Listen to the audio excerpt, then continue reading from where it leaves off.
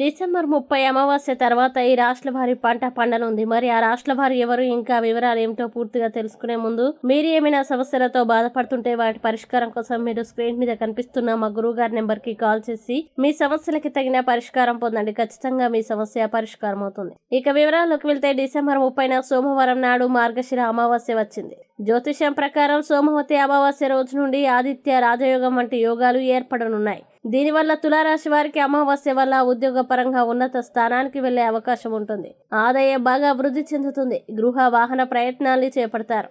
అలాగే వృశ్చిక ఈ రాశి వారికి మంచి గుర్తింపు లభించి గౌరవ మర్యాదలు పెరుగుతాయి. అలాగే మకర రాశి ఈ రాశి వారు ఉద్యోగంలో పదోన్నతికి మార్గం సుగమం కావడంతో పాటు జీతభత్యాలు ఆదాయం కూడా బాగా పెరిగే అవకాశం ఉంది. వృత్తి వ్యాపారాల్లో కార్యకలాపాలు బాగా పెరుగుతాయి. నిరుద్యోగులకి అనేక ఆఫర్లు అందుతాయి. పెళ్లి ప్రయత్నాల్లో శుభవార్తలు వింటారు. ఈ వీడియోని లైక్ చేయండి, షేర్ చేయండి. ఇలాంటి మరిన్ని వీడియోల కోసం మా ఛానల్ ఇప్పుడే సబ్స్క్రైబ్ చేయండి.